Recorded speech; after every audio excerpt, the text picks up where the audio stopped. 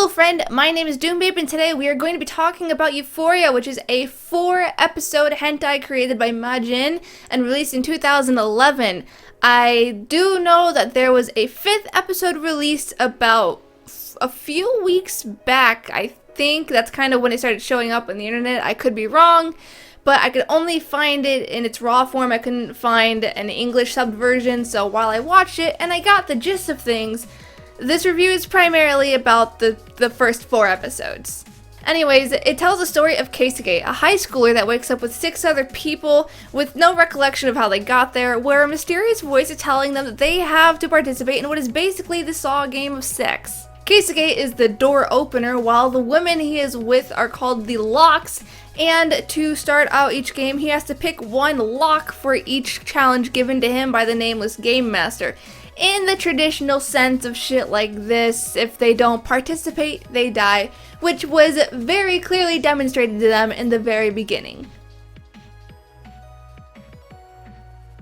So let's be real here, this is basically a PWP that desperately tried to make you think that there was an actual story happening. Anyone who even has a shred of experience with just stories in general know that the whole waking up with no recollection of how they got there is really just the writers saying that they didn't feel like creating any sort of backstory for these characters. It was pretty cheesy, you know, with everyone having a collar and a mysterious voice telling them that they have to do something or they'll die, but that's not to say that it didn't have any sort of potential. The main character, Keisuke, is a guy that, to quote Dexter, has a dark passenger.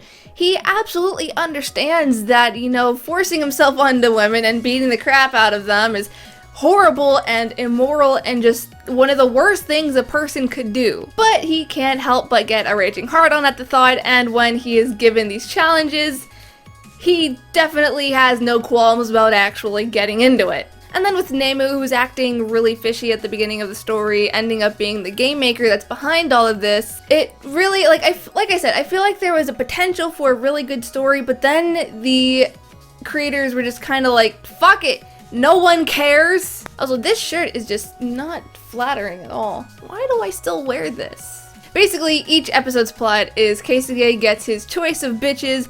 He goes into a room and just kind of goes crazy, and then he feels like a piece of shit afterwards, like he should, and you know, he sulks for a bit, but then they walk out of the room and wash, rinse, repeat. You're never given any sort of explanation as to how the hell 6 students and a teacher were kidnapped. You don't know why the challenges are being forced onto them. You don't know what sort of end goal the game maker has. They really don't even do the whole, oh, she's just a sadistic bitch. It's just, no, there is literally no explanation whatsoever. And then there was that fucking god-awful ending. Alright, let's talk about something. Out of the 5 chicks he screws, because the one gets killed in the very beginning, only one of them actually didn't really show any sort of interest in going through with things. Everyone else was just kind of like, yeah, you know, bro, just go for it. We're all victims here. That was actually, I think, verbatim at some point. But for some godforsaken reason, the one girl he was viciously raping, the one girl that lived in fear of him every time she was locked in a room with him, was one of the people he gets with at the very end in the sort of epilogue bit on the fucking beach. The plot device Kudere was like, oh yeah, no, I've totally been here before, and I actually remember that there is this one conveniently loose floor tile that leads into a tunnel, and that totally will just get us out of this facility and we'll be set. But I'm only going to tell you this after you have successfully stuck your dick in every orifice that is available to you. Well, within reason. Then they escape, and the teacher ends up being some like secret agent that knew what was happening all along and was only going through with things because she wanted to take down the evil facility and Nemu. Then it kind of like flashes to a beach where Keisuke is just kind of like walking around in swim trunks like nothing happened. And he's sort of in this like 3-way relationship with the agent slash teacher and the one girl that showed genuine fear and disgust at the thought of being with him. I would chalk this up to Stockholm Syndrome, but they were really only together for like a day. I mean, these things were timed, so it wasn't like a lot of time was able to pass. And this all took place in the span of like 5 minutes, like that entire ending. Also, there were sort of these shorts at the end of credits. I don't really understand what they were. Like, Nemu had Keisuke tied up, and there was a chick that was pregnant, and I think there was another short where a chick was pregnant, and then there was another short where everyone was dead. And at first, I thought these were supposed to be like precursors to what was actually going on in the story, but nothing came from them.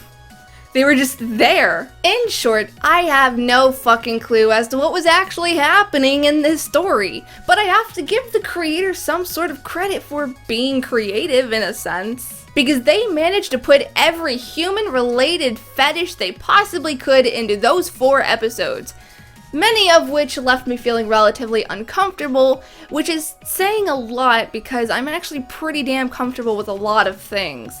But I kind of draw the line at feces, babies, and electrocuting someone to death. Also, did I mention that all of these characters were cookie cutouts? Because, yeah. Because the story in Euphoria was an absolute just disgusting train wreck, at first I really wasn't going to review this, I was just going to move on to something else. However, I did decide that this was worth reviewing just so I can rant and rave about how visually impeccable the series is. For starters, we're going to talk about the color palette used. The series consistently uses blacks, whites, and browns, with the only other color really being used is red, which I didn't really notice at first until the 2nd episode. With the neutral colors being so prominent, it really sort of just drives home the fact that these characters are in a stark, clean environment, and they're in a very dark situation. Also, you know, it kind of reminds you just how bland and boring the characters are. I wonder if that was intentional.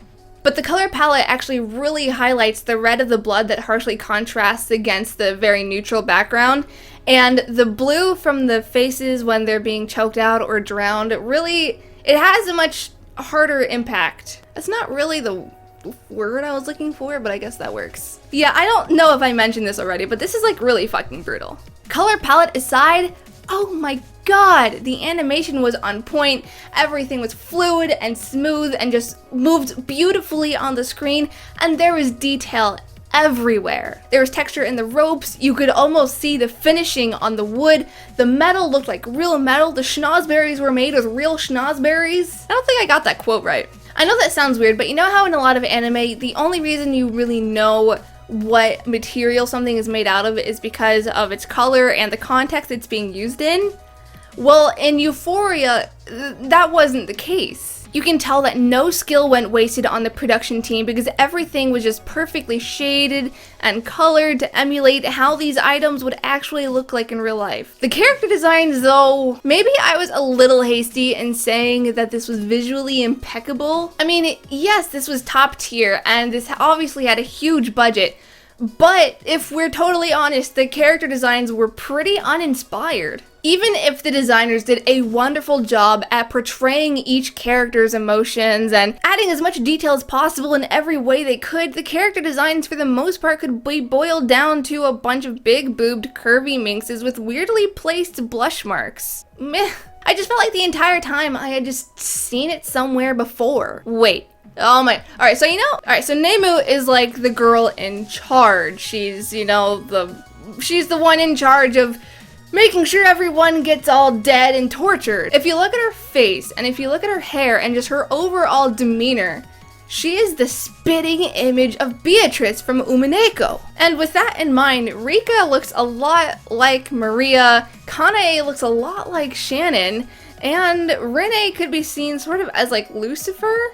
It makes perfect sense now. The reason the story is such shit is because this is just a reskinned fanfiction. That makes everything's coming together now. Now I understand. Seriously though, the visuals department was clearly where all of the budget was funneled because just everything was so high quality, and even if the content was disturbing, it was very beautiful.